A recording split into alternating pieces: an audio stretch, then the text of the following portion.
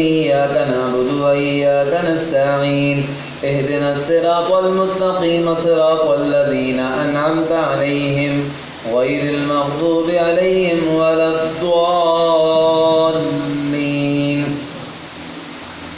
ومن آياته خلق السماوات والأرض وما بث فيهما من دابة وهو على جمعهم إذا يشاء قدير. وما أصابكم من مصيبة فبما كسبت أيديكم ويعفو عن كثير. وما أنتم بمعجزين في الأرض وما لكم من دون الله من ولي ولا نصير. ومن آياته الجوار في البحر كالأعلام إن يشاء يسكن الريح فيظللن رواكد على ظهره إن في ذلك لآيات لكل صبار شكور. أو يوبقهن بما كسبوا ويعفو عن كثير. ويعلم الذين يجادلون في آياتنا ما لهم من محيص. فما أوتيتم من شيء فمتاع الحياة الدنيا وما عند الله خير وأبقى للذين آمنوا وعلى ربهم يتوكلون.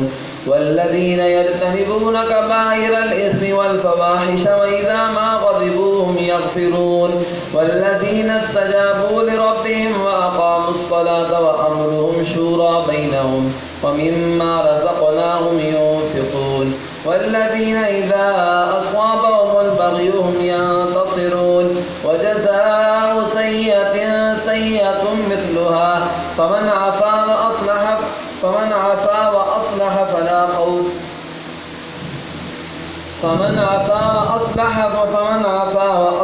فلا خوف عليهم ولا هم يحزنون.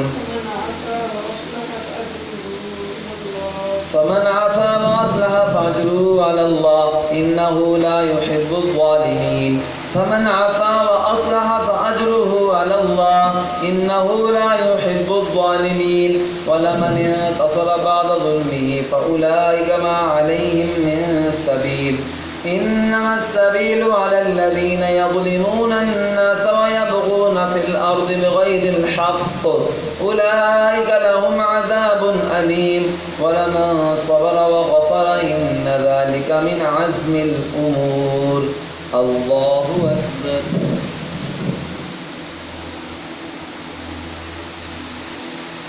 سمع الله لمن حمده. الله أكبر. الله أكبر. الله أكبر.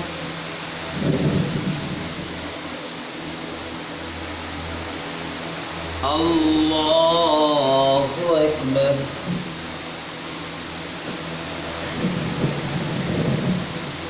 الحمد لله رب العالمين الرحمن الرحيم مالك يوم الدين إياك نعبد وإياك نستعين اهدنا الصراط المستقيم صراط الذين أنعمت عليهم غير المغضوب عليهم ولا الضالين.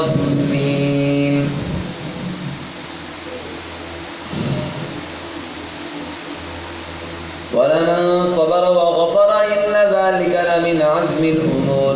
ومن يضلل الله فما له من ولي من بعده.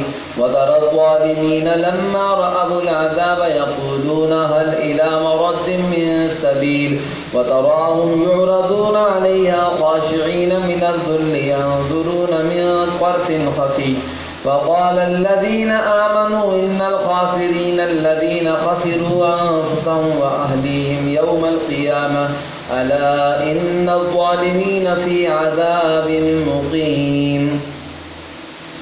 وما كان له من أولياء ينصرونهم من دون الله ومن يضلل الله فما له من سبيل. استجيبوا لربكم من قبل أن يأتي يوم لا مرد له من الله ما لكم من ملجأ يومئذ وما لكم من نكير.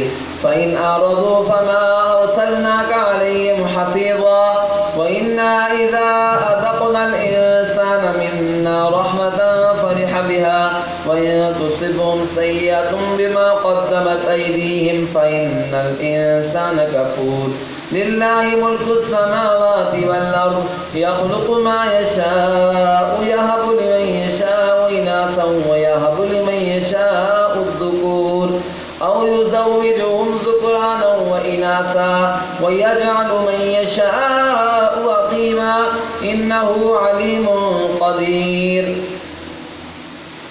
ويجعل من يشاء عقيما إنه عليم قدير وما كان لبشر أن يكلمه الله إلا وحيا أو من وراء حجاب أو يرسل رسولا فيوحي بإذنه من يشاء إنه علي حكيم وكذلك أوحينا إليك روحا من أمرنا ما كنت تدري ما الكتاب ولا الإيمان ولكن جعلناه نورا نهدي به من نشاء من عبادنا وإنك لتهدي إلى صراط مستقيم صراط الله الذي له ما في السماوات والأرض ألا إلى الله تصير الأمور الله أكبر